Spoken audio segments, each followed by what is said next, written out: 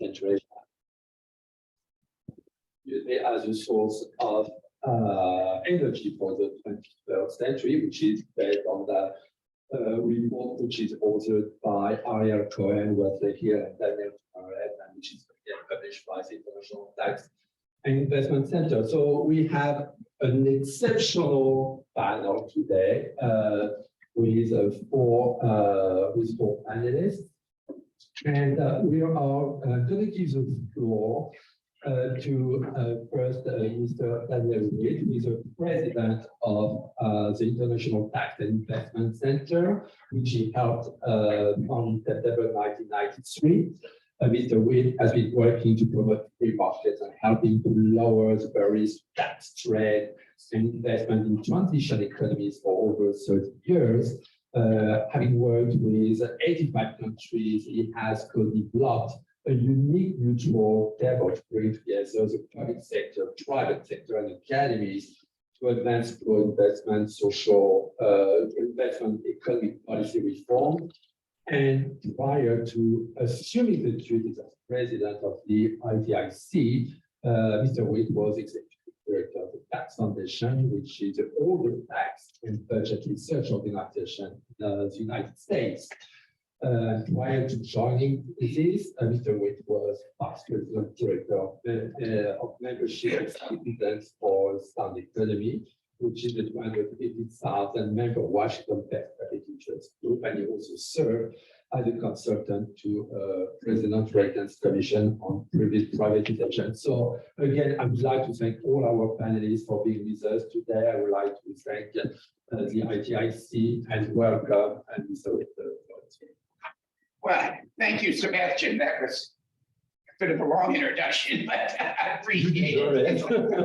And Marlene, I know you've got end of semester's duties, but thank you both for having us here at George Washington University. I can't think of a better place to present our new report on Central Asia, a source of energy for the 21st century. Because you think about the name of your center, European, Russian, and Eurasian Studies, that is the nexus of everything that is in this report. And the report is written by three of my colleagues who manage our energy growth and security program at ITIC. We'll hear from two of them today, Dr. Ariel Cohen, Wesley Hill, and also Daniel Tamaret. And again, your center is a perfect place because it focuses on the convergence, your title, and the relevance of this report. And as we've witnessed this year, for good or bad, energy is the linkage. This is the 6th report on Central Asia that we have published as part of our energy growth and security program. Each report seems to build off of the first two reports. The first report was on hard physical infrastructure, and the second report was on soft infrastructure, rule of law, the importance of education systems, the importance of political reform. And all of those come together in this report. And the co-authors will share a bit more. And it's a great pleasure to be welcoming back my longtime friend who helped open up the first Kazakhstan mission in Washington. I still call him Ambassador Umarov. Maybe it should be Minister Umarov, but welcome back to Washington. Foreign policy and political stability are key elements to any energy security. And I sincerely hope that the US, and I'm looking forward to a report on your productive meetings yesterday. But I hope that the US, following the lead of the recent positive developments by the European Union with Kazakhstan and Central Asia, will play a more active role in Central Asia. Now, allow me to deviate just for a brief moment, Sebastian, on another related point. Last month, I led an independent observation mission to the Kazakhstan presidential election. I was joined by Kaman Bukhari, who I hope will share a few thoughts as we have our discussion today. This, even though we're set up as a lecture, we hope this is a rich discussion as well as with our colleagues online. But as an observer, I was able to visit many polling stations and have conversations with citizens and the independent Kazakh observers, who tend to be a little bit more politically aware than just a regular citizen. And what I learned, what I heard was remarkable, particularly compared to the 2019 election sentiment among the youth. And by youth, I mean people under 35. And I think there's a few of the youth here in the room from Kazakhstan. You now make up over 50% of the population. And I see back there, she was hiding with the Kazakhstan youth, Margarita Asenova, who was another one of my colleagues in Kazakhstan. But what I learned from talking to hundreds of Kazakhs, the youth viewed their votes as a vote for hope. They explicitly said, we can no longer take our independence, security, or stability for granted. There is a new geopolitical environment in the region, and the citizens are waking up to it and recognizing it. The Kazakhstan vote marked another decisive step forward for democracy.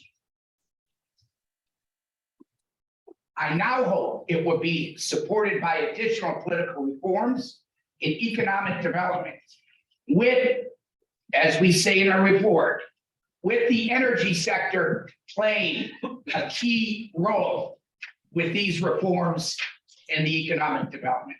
So with that, Sebastian, I'll turn it back to you. Ladies and gentlemen, welcome. And please, we hope this will be a lively, interactive discussion. Thank you so much, Daniel. So I would think that we really have an exceptional panel today, and one of the reasons why is that we have very privileged today to have Mr. Minister Kairat Marov, so who's going to be our next speaker. Mr. Minister is a career diplomat for the Republic of Kazakhstan. He's currently serving as the first Deputy Minister of Foreign Affairs of Kazakhstan. Prior to this appointment, he served as the permanent representative of Kazakhstan to the United Nations between January 2017 and October 2022. His career spans over 2 decades, during which he has served as Minister Counselor at Kazakhstan Washington DC Embassy from 1998 to 2003, as Deputy Minister of Foreign Affairs from 2009 to 2013, as Ambassador of Kazakhstan to the United States from 2013 to 2016, and Plenipotentiary Ambassador of Kazakhstan to the Republic of Austria from 2020 to 2022. And during his long tenure in Washington, Ambassador Marov has continued to emphasize cooperation with the United States in the areas of economic development and investment, and he has met leaders of civil society groups and discussed religious freedom in Kazakhstan, and has served on panels in Washington, D.C. on Kazakhstan's economic and political influence situation. So, Mr. Minister, thank you so much for being with us today, and the floor is yours. Thank you very much for this very flourish presentation. Thank you very much, and distinguished guests. I'm really happy to be here with you. We spent a lot of time with Marlene before, just walking almost here, and of course it's happening to be back again. University and work with you today. I'm glad to see our old friends and colleagues in this room, with whom I have very very busy times in working at different times. And thank you very much, of course, Sebastian, for hosting this discussion. First and foremost, I'd like to thank you for the time presence today, for your interest in Kazakhstan. Really, we had different types in our history, but in many parts,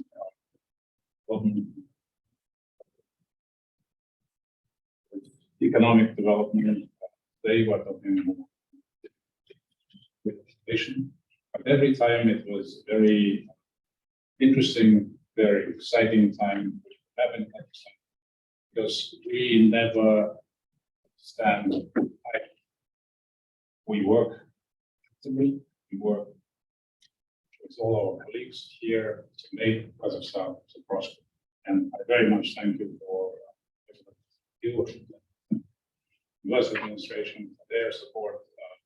They were showing to us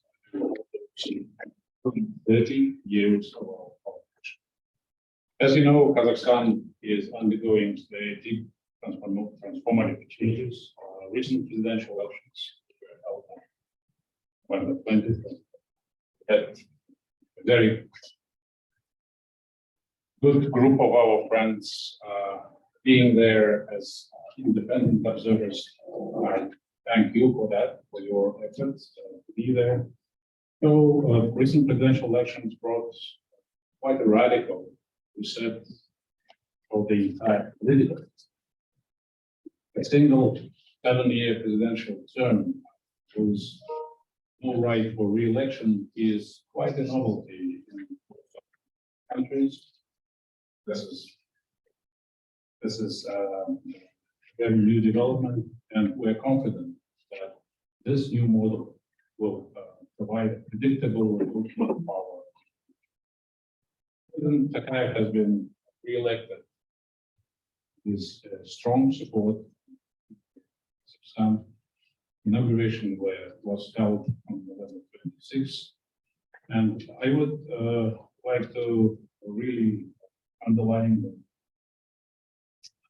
after this re-election, immediately embarked on implementation of his promise and his reform program in Kazakhstan. In his address to the nation, President reaffirmed his ironclad commitment to ensure democratic reforms, economic resilience, building a strong nation, modernizing the society, creating conditions for every citizen to prosper. He highlighted the need to fight corruption, ensure zero tolerance to nepotism and hypocrisy, provide good governance, and have asset recovery, as well as prevent illegal transfers of the nation's wealth overseas through corrupt schemes. Our paramount goal today is to build new, fair, and just Kazakhstan, and stress here on this fair and just Kazakhstan. For every citizen to feel that he is very much demanded by the society and he has equal opportunities.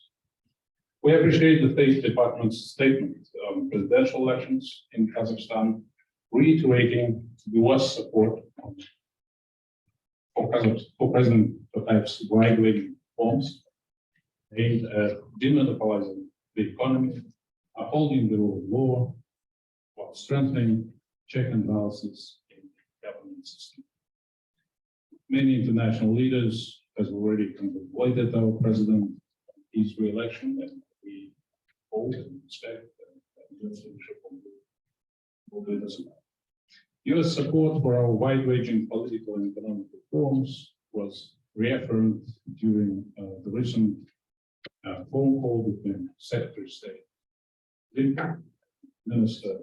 Foreign Minister of Kazakhstan, who exchanged views on the next steps to advance bilateral cooperation. Dear friends, today our bilateral cooperation is on the rise. The scope for trade turnover and bilateral investment is on the rise. It's growing, steadily growing, and is developing in the spirit of enhanced strategic cooperation. Actually, this was evidenced by the outcome of the enhanced strategic partnership dialogue, which I co-chaired yesterday.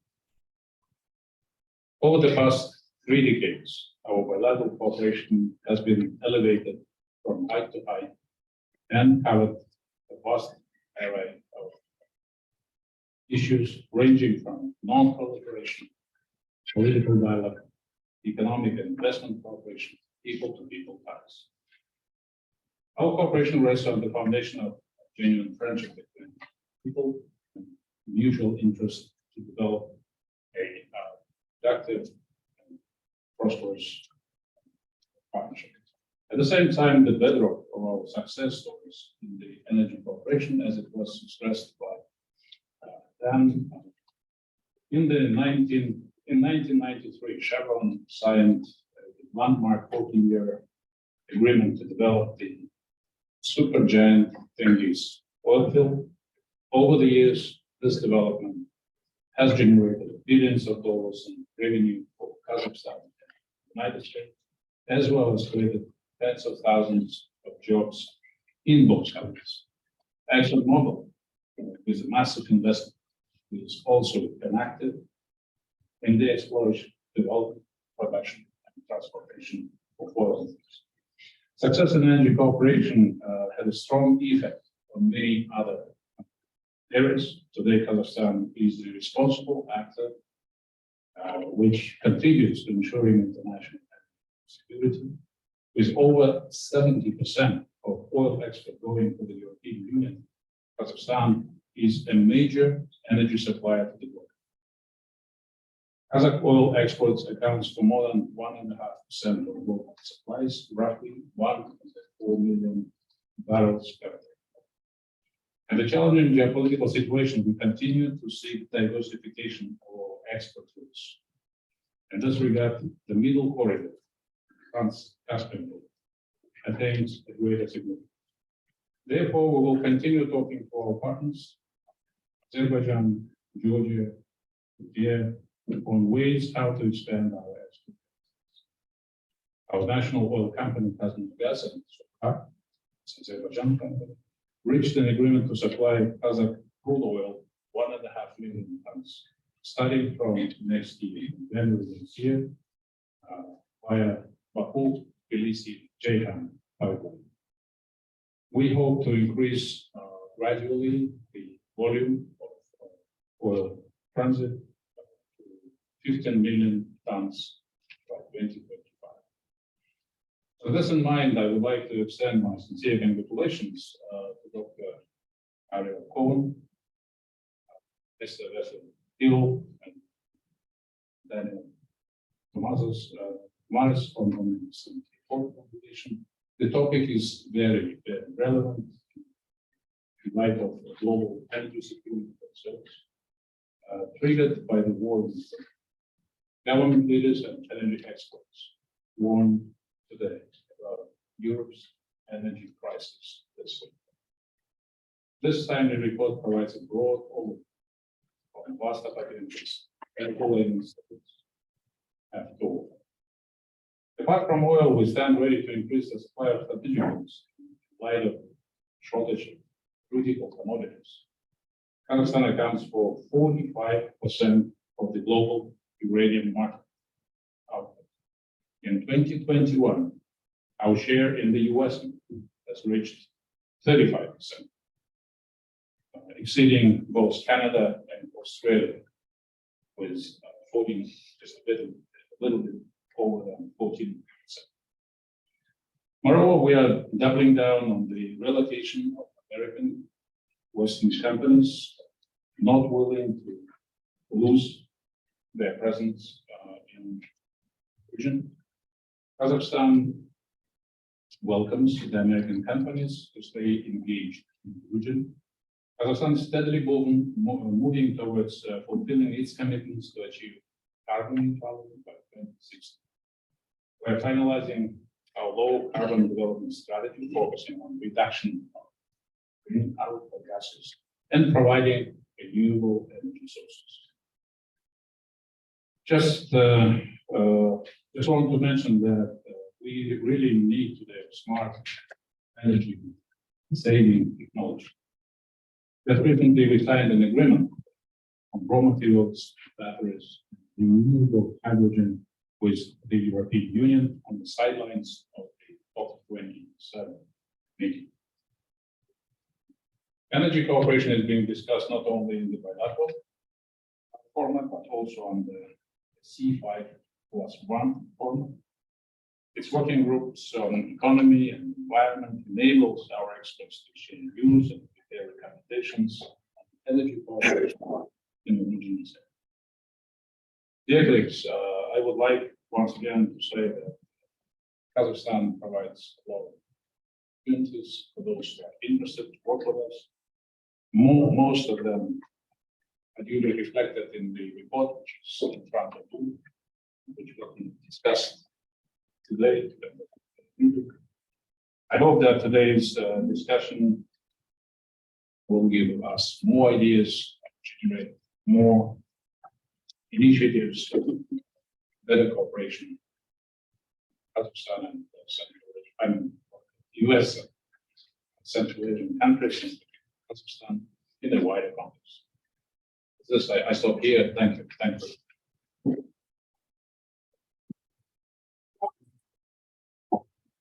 you. Thank you so much, Mr. Minister, for your remarks. Yes, definitely, I'm sure that this report will raise many people of discussion. So now, actually, what I'm going to do is to give the floor to all the authors of the report. I mean, excuse me, Alexander here and Dr. Aryan Cohen. I mean, our speakers have a very heavy schedule today, so we need to finish this event at 10:40 exactly. But we, after the presentation, we're going to have a Q&A session. So of course, I will give the floor to our audience here, but as it is a hybrid event, I would like to give a chance to our online audience to ask questions. So please feel free to send some questions in the chat box. So our next speaker is, as I said, one of the authors of this report, Wesley Alexander here. He's a research analyst at International Program and Action for the Energy Growth and Security Program at the International Tax and Investment Center. Wesley is an accomplished foreign policy professional and expert on energy policy, security studies, grand strategy, Chinese politics, Sino-American relations, Sino-African relations, Sino-Eurasian relations. Wesley serves as a contributor and has been published in many media, journals, reliance, South America, and the Newark Research Group. And Mr. Hill has also been a CETA fellow at the National Bureau of Asian Research from 2019 to 2020. So, Mr. Hill, the floor is yours, and thank you for being with us today. Yes. Well, firstly, thank you very much for that very warm introduction. I'll try to live up to it. So it's always hardest going in the middle of a panel because many of the introductory points and the broad points have already been taken. On the other hand, you want to be considerate and you can't really close it out. So I'd like to shift the tone of the discussion so far and focus on two very specific problems that this report engages with and are ever present in all sorts of discussions about Central Asia. And the first will be its southern neighbors, Afghanistan, Pakistan, and India. And the second that I'll get to a little later in the talk will be China. So it's worth reiterating, it's worth reminding everybody here that for Central Asia, China is one of these forces of gravity that you can never get away from. China is always going to be involved in Central Asian politics, energy investments, economic investments, and it's always going to have to be a considered investor. And it's going to have to be an actor whose thoughts and opinions are very much considered. So when Xi Jinping came to power, he announced his famous Belt and Road Initiative that has given so many people so many sleepless nights here in Washington, D.C., in Kazakhstan. The first place that Xi Jinping went after the COVID lockdowns started to abate, after he secured his third term through the 20th Party Congress, was Kazakhstan. Central Asia really I cannot overstate how important China is for Central Asia, and Central Asia is for China. So I wanted to start this discussion with China and how important it is with maybe a little bit of a counterintuitive example, the TAPI pipeline. So for those of you who aren't aware, TAPI is the Turkmenistan, Afghanistan, Pakistan, India pipeline.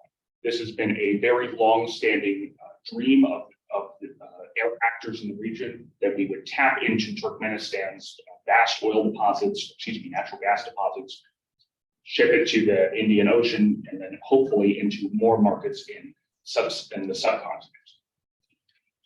This is very relevant for China, and it's very relevant for the entire report, not just because this would unlock and enable the consumption of an energy source that would make the lives of hundreds of millions of people better, but because currently Turkmenistan is dependent on China. China controls the tenor of Turkmenistan's investments, and it controls much of the political calculations that Turkmenistan makes. So if China wanted to, China could strangle all talks or all negotiations about TAPI in its cradle, but it's not. Why isn't this? And this is because the nature of competition in Central Asia is not how it's often perceived, especially in terms of how China, Russia, the European Union, and the United States are competing. China wants Central Asia as an area where it has influence, but most importantly, it wants it as a bridge. It wants to engage and invest in Central Asian resources as a bridge towards markets in Europe, towards hydrocarbon resources in politically friendly parts of the Middle East, such as Iran, and also increasingly Saudi Arabia and Iraq. And it wants Central Asia because it wants to reshape the international economic order. One would think that because Central Asia for China enjoys such a central role, that it has such lofty ambitions, this would mean China would be willing to do absolutely anything, and it would be extremely vicious or mutually exclusive in its dealings in Central Asia. But what we actually see is that this actually is not the case. And the reason why is that the very needs and the very hopes that China attaches to Central Asia, if it were to use every single tool in its arsenal to attain these, it would destroy the very objectives it seeks to attain. So for example, if China were to theoretically totally dominate and push out competitive foreign competitors in Central Asia, it would have defeated the purpose of having Central Asia as a connector to Europe. If China were to succeed in monopolizing Central Asian energy resources, which it is not at all on track to do, it would defeat the purpose of connecting to its wider geopolitical ambitions in Iran, the Middle East, or even hooking up Central Asia to the China-Pakistan economic corridor. So what this means is that Central Asia is a region in which investors and people interested in the wider Sino-American great power competition that we now find ourselves in, it's an area where all sides have to compete, but they have to eminently preserve a geopolitical common good. So if either side is exceedingly, let's say, exceedingly rough or short-sighted in their competition for Central Asia or their investments in Central Asia, it will destroy the point of the competition much faster than we would see in other areas of geopolitical confrontation, such as, for example, in sub-Saharan Africa, where we see far more direct and far more pernicious conflict between sub-Saharan African actors, Chinese actors, usually in the form of state-owned enterprises, and American actors. So what this means for investors and all interested stakeholders is that China is a competitor, yes, but it's not a looming existential threat. For people who are interested in Central Asian resources or engaging more with Central Asia or promoting bilateral relations with Central Asia, you need to recognize that Chinese investment and Chinese influence is unavoidable to a degree, but it should not be recognized as a symptom of China on the march or China getting one over on its competitors in the European Union or the United States. The second half that is intrinsically linked with this, that I would also like to bring up, is related to the title of this report. And it's that Central Asia is a source of energy for the 21st century. So what I have mentioned so far are all many 20th century concerns, hydrocarbons, connections, pipelines. But I would also like to briefly stress that the nature that Central Asia can have on 21st century energy resources. So if you are interested in decarbonization, for example, you're going to have to engage with nuclear power. And as our distinguished guest already mentioned, Kazakhstan produces lots of uranium. If you want to promote green energy and renewable energy sources, you're going to need coltan, cobalt, lithium, germanium, all francium, all of which are found in Greece and Central Asia, and all of which are discussed in more detail in this report. And lastly, if you are interested in international cooperation and ensuring that Sino-American competition does not derail this, the need to decarbonize and protect the environment, you should be interested in Central Asia, and you should especially be interested in the multi-vector foreign policy and multi-vector investment strategies that we discuss a little bit more about in this report. And since our time is valuable and brevity is the soul of wit, I think I'll end it there. So thank you all very much. Okay.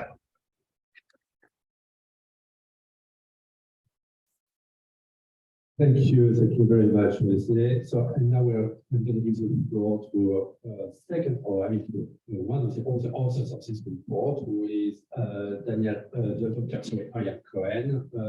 Ariel Cohen is a senior fellow of the International Tax and Investment Center and the director of the Energy Growth and Security Program. He also serves as a non-resident senior fellow at the Atlantic Relations Center. Dr. Cohen is an internationally renowned expert on energy policy, Russia, Eurasia, Eastern and Central Europe, and is a recognized authority on political and security risk management, on economic development, investment policies, the rule of law, climate corruption, market entry strategies, and many other aspects of state-people relations. So, Ariel, thank you for being with us today. We don't hear you. Ariel, you're muted.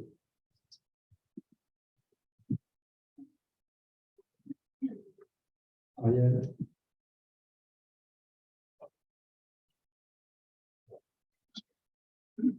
It's like he is, Aaron, you're muted. Ariel. It's on your side. Okay, sorry about that. Good morning, ladies and gentlemen. It's a pleasure to participate in this. Our co-author, Danny Tamaris, who deserves the kudos for playing a big role in this report, is online with us. It's a great pleasure to have First Deputy Foreign Minister Umarov, whom I fondly remember as the ambassador to Washington and to the United Nations. I think we still did not fully comprehend the scope of the rearrangement that is taking place in Eurasia and Eastern Europe as a result of the Russian war in Ukraine. And the implications and consequences of this war that is still ongoing will take many, many years, if not decades, to sort out. But today we're focusing on energy, especially energy from Central Asia. And even in this town, such a political town, such a global town, a lot of people do not realize that Central Asia is a major supplier of oil, gas, uranium, and also is very rich in coal. It is also rich with other things, as my colleague Wesley Hill mentioned, iron, ore, and other non-ferrous metals that are increasingly important for energy transformation. But specifically on oil, the war is disrupting the transportation of oil to global markets. The shrill voices of Russian expansionism and imperialism already articulated on a non-informal level claims against their neighbor Kazakhstan, one of the most pro-Russian or friendly to the Russians countries along the Russian periphery. The supply of oil to global markets, the main pipeline is called the Caspian Pipeline Consortium. That supply was briefly interrupted 2 or 3 times earlier this year, but due to very capable diplomacy by Kazakhstan's president, who used to be the foreign minister and a very senior UN official, and people like our guest here, Kairat Umarov, the friction for now has been resolved.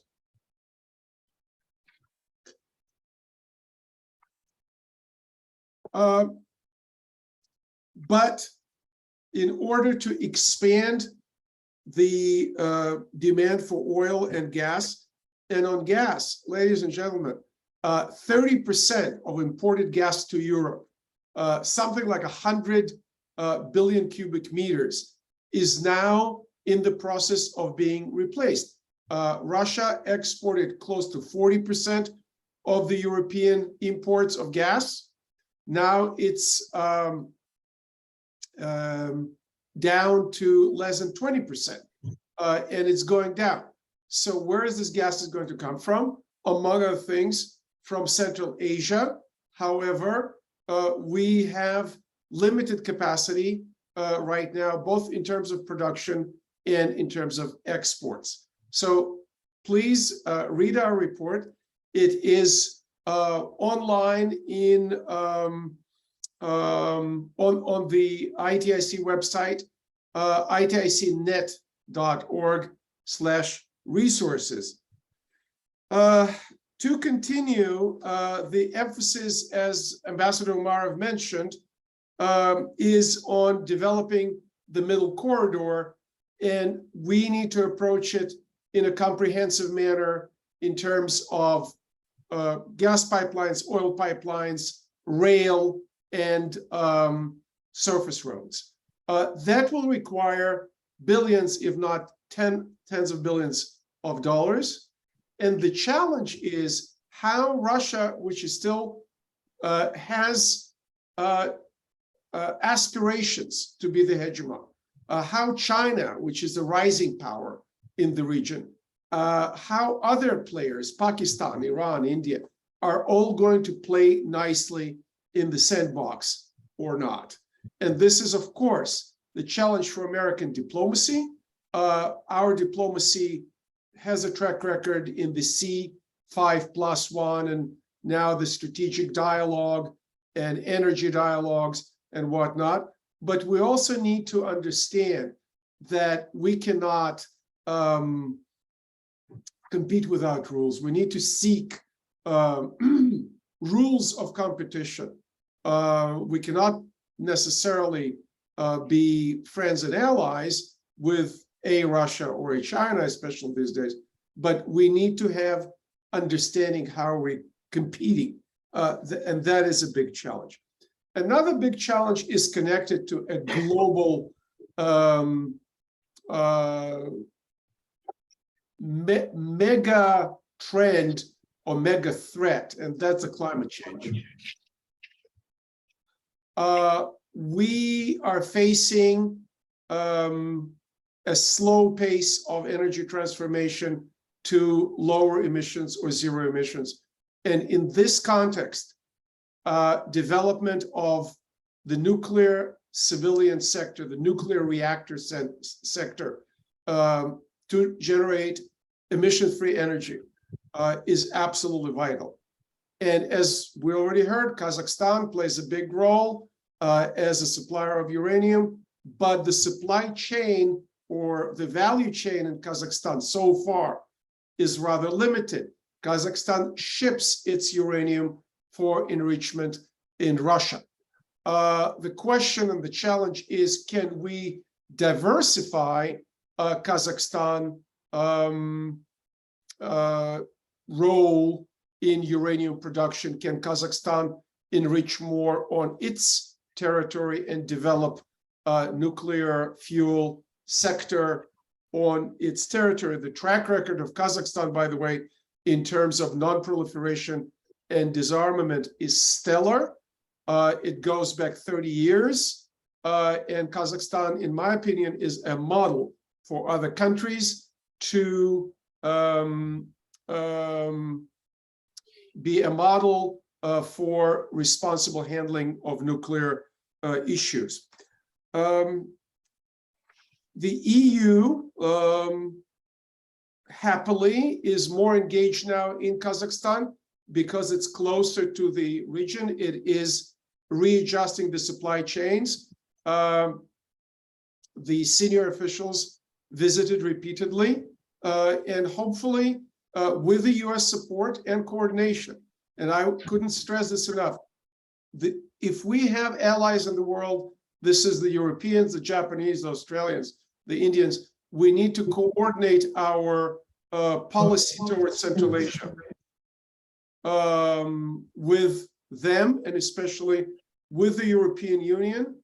And one final comment on gas exports. Of course, as they say, Saudi Arabia of gas in Central Asia is Turkmenistan, or the Qatar of gas is Turkmenistan.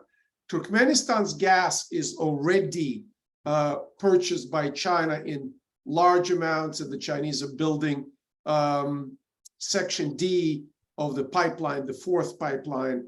But it's not just China, it's also Russia.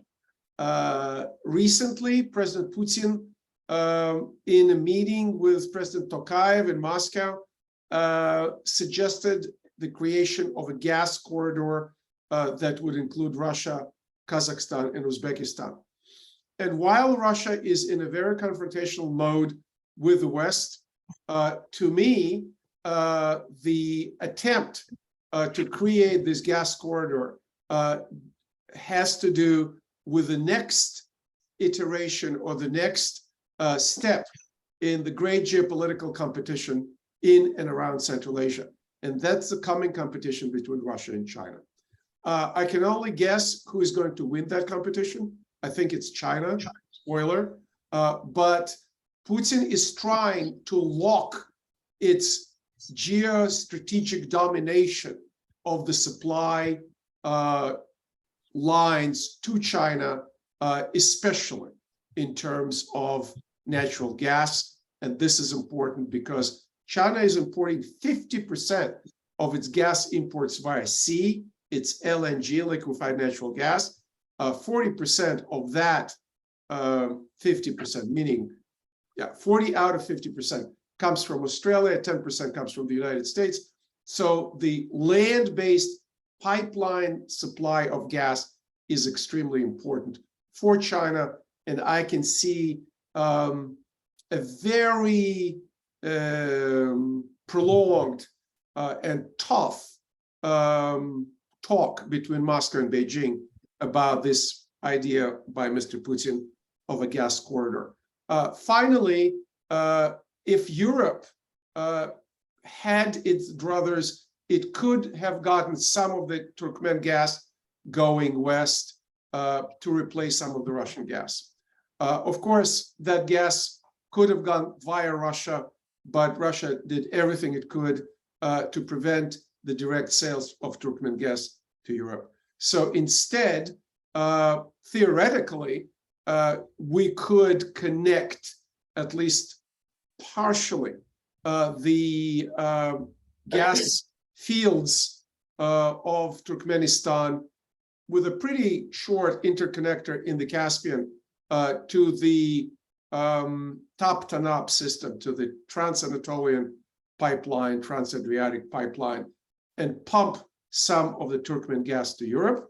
For now, Russia, Iran, and possibly China are against it, and the Turkmen always are extremely cautious and cagey and would not commit to such a project, even if it was a small project, 5, 7, 10 BCM, which would not make a huge difference. Having said that, with the increase of Chinese imports and the discussion of TAPI, I remember writing a paper with Lisa Curtis in 2006 about TAPI. So this is one of these pipelines that is always on the horizon, but never comes to fruition. But who knows? We've seen even stranger things happening in our lifetime. To wrap it up, ladies and gentlemen, I think the diplomatic and security engagement of the United States in Central Asia is absolutely crucial. It's crucial because that area abuts Russia and China and other key countries, Iran and Afghanistan in particular. And if we walk away from it, we will do it to harm our interests. We will not have the option, for example, of engaging China, not just in the Indo-Pacific, but also in Central Asia. We would encourage Russian imperial ambitions if we're not there and working with our friends and partners in the region. With that, again, one last time, please read the report. It's available online, and I want to thank Marlène Laruelle and Sébastien Pérouse for hosting this event, and thank Ambassador Omarov, Deputy Minister Omarov, for participating and giving his important remarks. Thank you very much.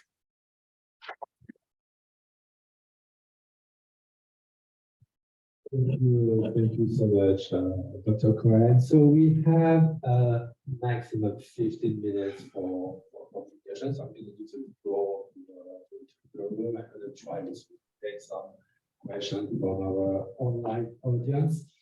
Maybe first question, you mentioned in your report that an important and interesting point is that in summer 2022, G7 leaders announced the Partnership for Global Infrastructure and Investment, which is a plan to raise $600 billion to counter Chinese spending.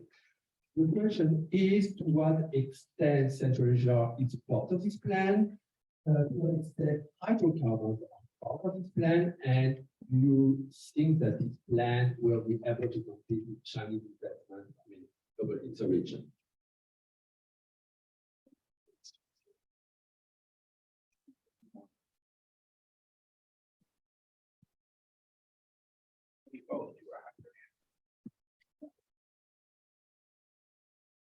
So I think that there's something that needs to be brought up with the G7 plan to counter Chinese spending. It's that very recently, China's International Belt and Road Initiative and the nature of Chinese infrastructural spending has also changed. So from 2012 until 2021, or 2020, 2021 approximately, when China announced its 13th five-year plan and the addendums that it proposed to its economy, what we saw is that the Belt and Road Initiative that most people imagine has actually changed quite comprehensively. So I think that most of us, when we think of the Belt and Road Initiative, we think of kind of going in somewhere, they build a massive highway, or they build a mine, they use Chinese labor, and maybe they'll have some sort of local assets, or they'll have other ways of collateral. Sometimes that they just want the collateral, and this is all covered with the collateral. What China discovered is that this might have some geopolitical gains, and there might be some strategic reasons to do this, such as, for example, China's investments in Djibouti and Sri Lanka that have given the People's Liberation Army Navy bases overseas in very strategic chokeholds. This is actually not very good business, and it turns out that there are reasons why international investment agencies, whether you're talking about, the IMF or the World Bank or American investment plans, operate the way they do. So on one hand, China is actually moving more towards an American-ish or Western-ish model of investment. It still enjoys much more state support. They still have these direct infrastructural plans, but they have realized that they actually need to pair these with some more conditionality, more long-term thinking on finances, more human capital spending. So if this can, now for the question about the G7's plan. So the G7's plan is essentially leaning into what already exists as core competencies of Western investment, which is, well, you want to have things that are financially sustainable. You want to have things that are profitable long-term. You want to have things that will attract private investment eventually. They're not going to be reliant on government largesse or strategic considerations from the United States. So I think that the G7's plan is not only capable of countering China, it is already countering China. Because if it wasn't countering China, and if we weren't seeing the faults in the Belt and Road Initiative, we would not have seen the changes that we saw in China's investment strategy or changes in its domestic political economic strategy that we saw in the 13th Five-Year Plan. As for Central Asia in particular, I think this is the biggest area that I would personally criticize the G7's plan, because Central Asia is, in general, it's understudied and it's undervalued. So I think that there should be more investment and there should be more engagement with Central Asian actors. But I also don't think that the West is starting from scratch. The West has a good set of toolboxes, and in fact, these tools are actually so valuable that to an extent China is being forced to emulate them in how they act and how they interact with the domestic economy. So I guess a bit of cautious optimism for me, if you wanted my overall opinion, but definitely needs more Central Asia specific focus. Thank you. Eric, you had a question. So thank you very much. This report makes great reading, and I think it focuses on how important. Oh, sorry, I'm Eric Rudenschold. I'm the Senior Development Advisor, USAID for Central Asia provinces. I'm interested, obviously, in how the region is evolving, changing, and opening in some ways, and I'm struck by the author's note of the what Russia calls a gas union, gas corridor. Mr. Deputy Minister, can you give us perhaps enlighten us on what the status of this new union might look like if it moves forward? The other thing is, you mentioned in your discussion the idea of how important the middle corridor is for energy. And I wonder if Russia's use of the Caspian for launching missiles and other things, does that not impede your and Azerbaijan's and Turkmenistan's?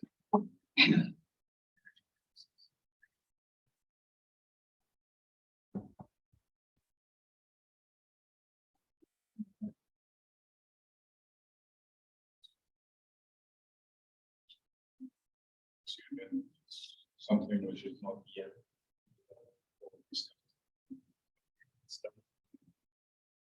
I cannot comment on this because idea which was expressed, but we don't know what is behind it. As for gas corridor, this is another thing we think is important. We need to work on those issues. This is important.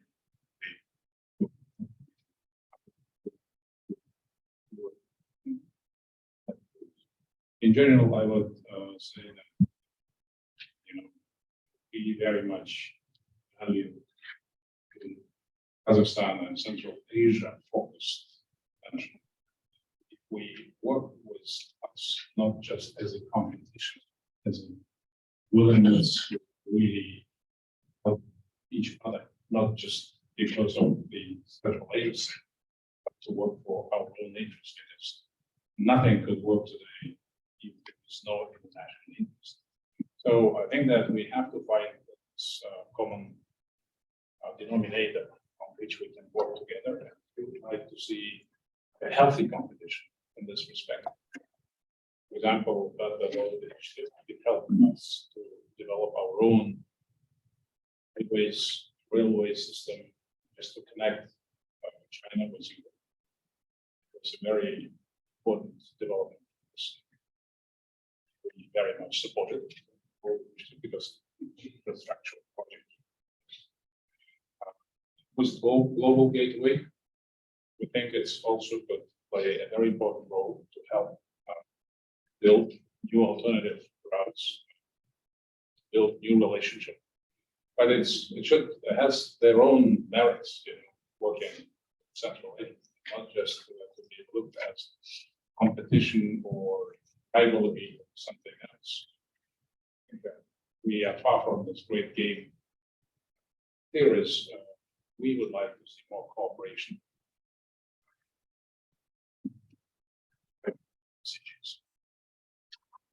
But just a quick word of healthy competition.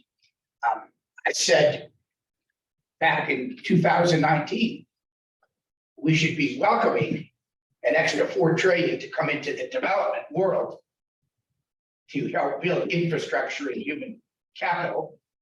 But we should suggest, as much as we can suggest, that there be a set of rules, level playing field, avoiding white elephants, avoiding debt traps, and let's look at that as a way to raise our game. I think the whole reorganization that led to the DFC perhaps was gently nudged by the Chinese increased activity around the world. Is 60 billion enough? I would think not, but the numbers that are attached to that G7 initiative, if it is indeed real, is a meaningful amount. So I think healthy competition to have more funding coming into the developing world is a good thing. And let's not forget the Asian Infrastructure Development Bank, modeled largely after the UN or after the World Bank. A lot of people who age out at 60 at the World Bank, you'll see them in Beijing working there, putting in place the same procurement rules. And think about that, an institution in China that has World Bank procurement rules. That's a giant step forward. I wouldn't quite call it yet transparency, but moving in the right direction. So let's have an open mind. We should be critical, but we should also be open-minded.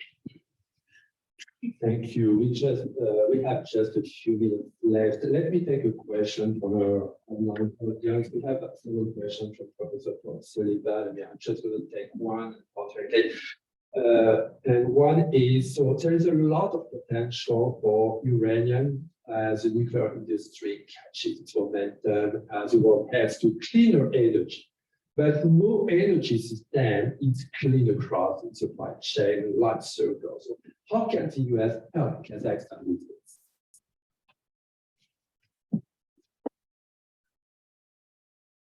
Nuclear energy is quite a source developing. Of course, we don't in Europe, not in Greece.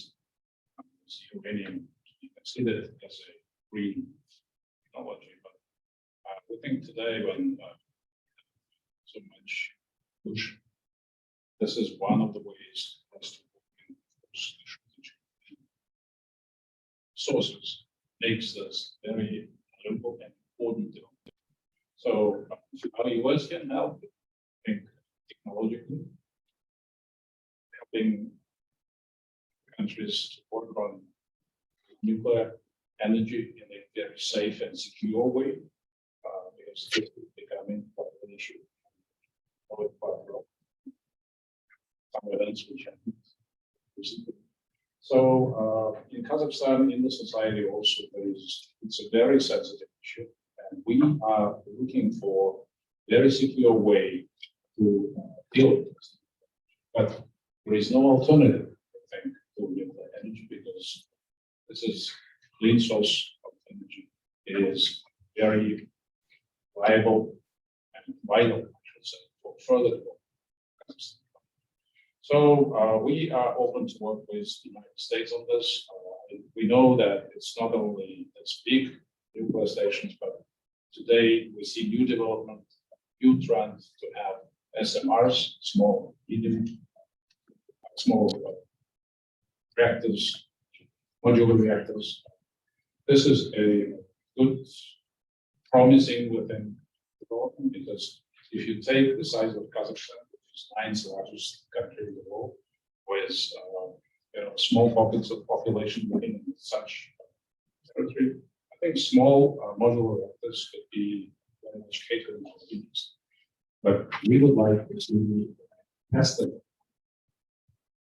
SMRs, not just something which is paper. We would like to see working SMRs, which we can take and use. So we are patiently or impatiently waiting for this to happen. And then we can use it for our own purposes and work with the United States on this. I'm not touching upon capacity building, education, logical transfer, some of the issues. We can join our hands on enriching uranium, working on that. We have raw materials, of course, we would like to work together and have stable supplies, energy.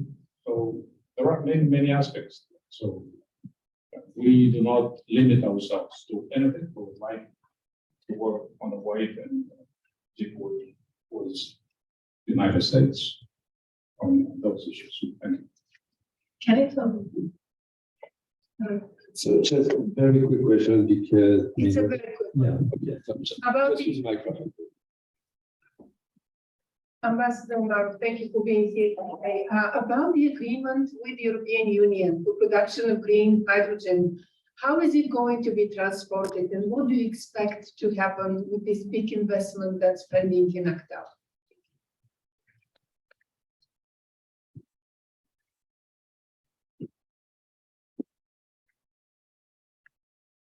We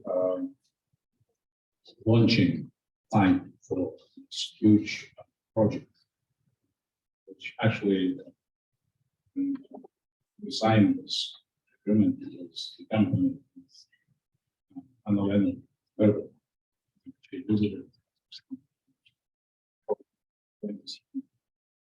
square kilometers, which is the territory of one of the other, I think, province of Germany. So it's a huge territory which we're talking about here. And the time for launching it is 2030.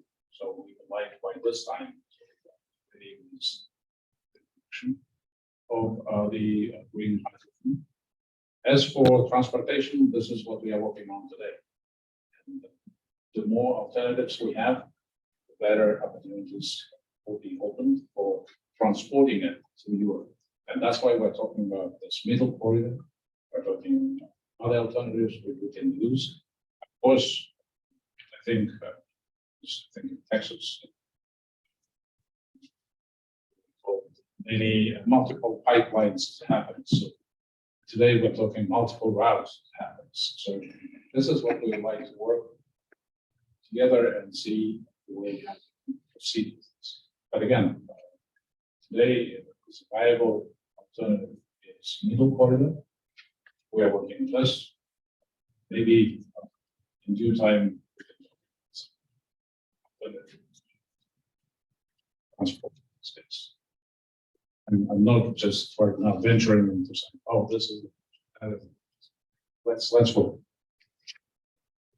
Thank you very much, Mr. Minister. So unfortunately, very unfortunately, we need to conclude. And I understand that the topic raises many questions. The discussion could have gone for a long time. So thank you so much again for presenting this report with us today. I mean, this report brings a lot of people for the discussion into all of Central Asia and as an energy supplier. And this is, of course, a very timely report considering Russia's war in Ukraine and its impact on Central Asia, on Europe, and beyond. So I very strongly recommend to read this report. So, Mr. Minister Marov, Dr. Cohen, Mr. Weir, and Mr. Reid, thank you so much for having presented this report today.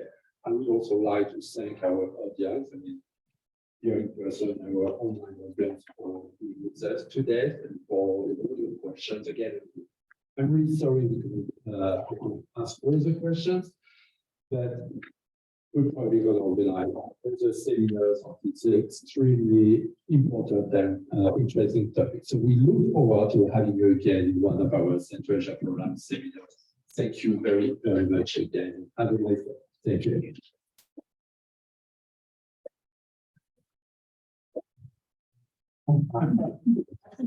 No, very well.